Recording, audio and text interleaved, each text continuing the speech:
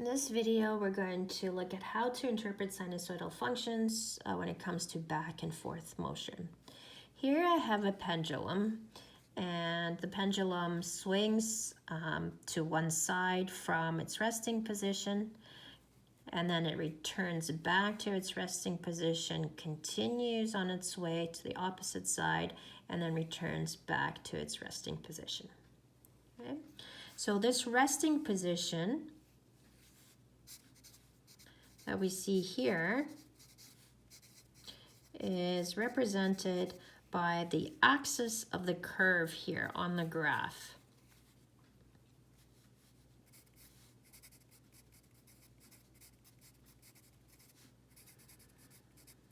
The maximum displacement that the pendulum undergoes from its resting position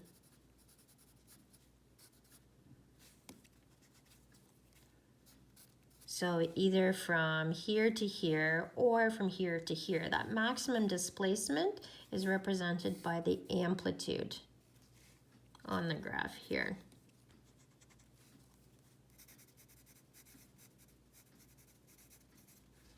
Okay.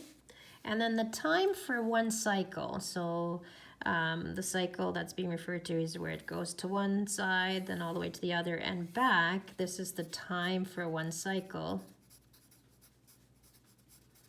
That's represented by the period on the graph, because this is where the pendulum starts and this is where it returns to its original position.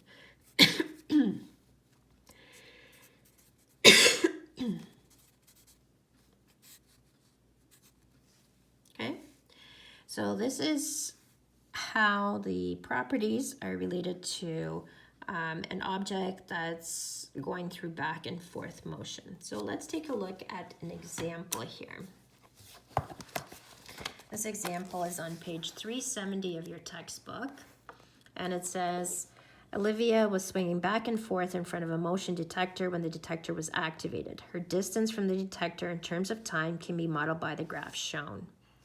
So the detector is somewhere over here, okay, represented by a distance of 0. And Olivia starts over here at a distance of 8 meters from the detector, and then she swings towards it on the swing, okay, and then back away from it, towards it, back away from it, and so on. So we have to answer a series of questions. And the first one is, what is the equation of the axis and what does it represent in this situation? So you can think of the swing as a pendulum. Okay, so the pendulum here would be replaced with a swing. Okay, so in part A, it says, what is the equation of the axis of the curve? And we have a formula for that. It's just the average of the maximum and minimum values. Now the maximum value is 14, the minimum here is 2.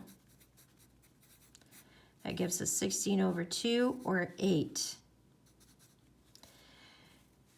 Okay, so the equation of the axis is y is equal to 8 meters, and 8 meters would represent Olivia's position from the motion detector when the swing is at rest.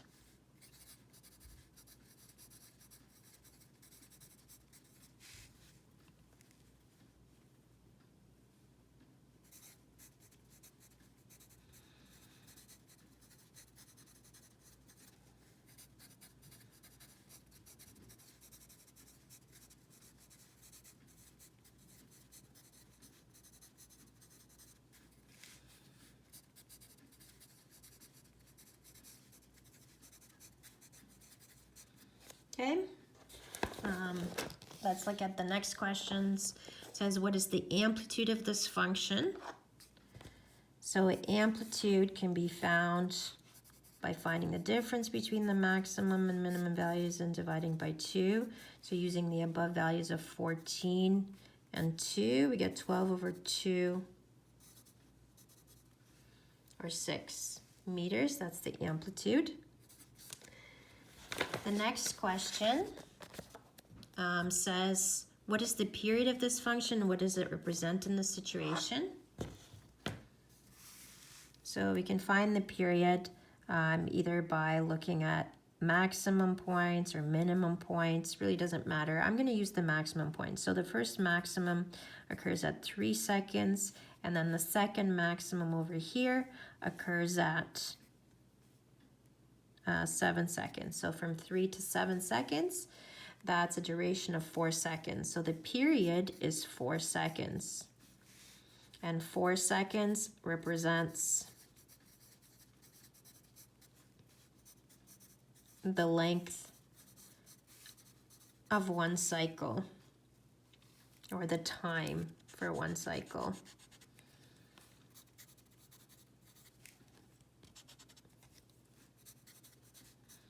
So the time it takes Olivia to go back, forward to one side, then back, and then back to where she started from.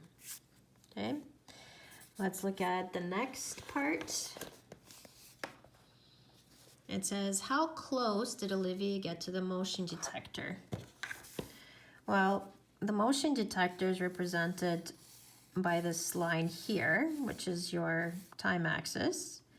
Okay, the closest Olivia got to this axis is at these minimum points here. Okay, so that's a distance of 2 meters from the motion detector. So Olivia was the closest at 2 meters from the motion detector.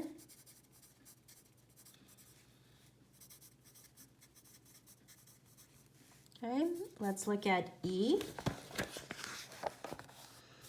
He says, at a time of 7 seconds, would it be safe to run between Olivia and the motion detector? Explain your reasoning.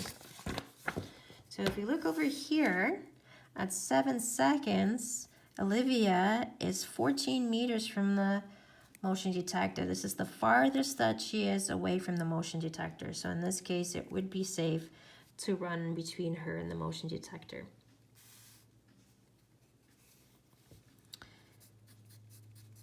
It would be safe to run between Olivia and the motion detector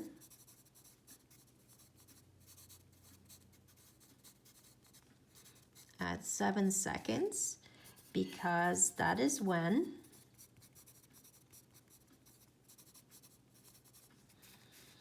Olivia is the furthest distance from it.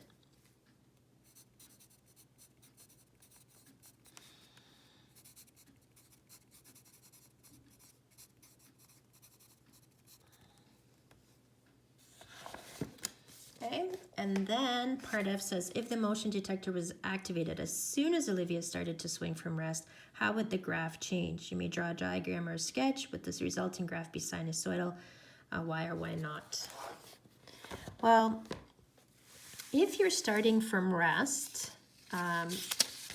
you have to pick up momentum before you achieve this periodic motion. So at first your amplitude is going to change, and then eventually the amplitude will remain the same. So in answering the question, you can say that if the motion detector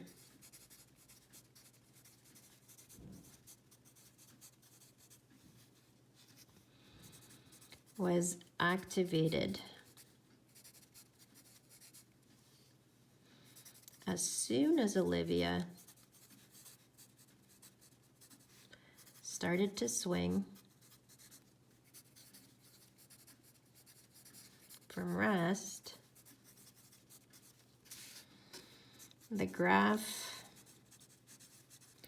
would no longer be sinusoidal, because the amplitude would change gradually until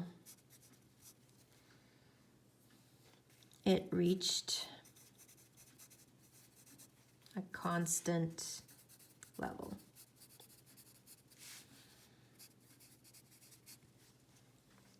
Okay. So just as a quick sketch here,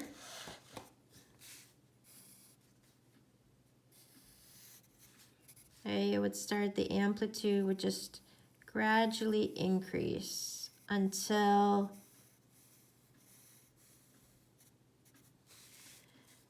Olivia gained momentum. So this part here at the beginning that's changing results in a graph that is not periodic, okay, or sinusoidal.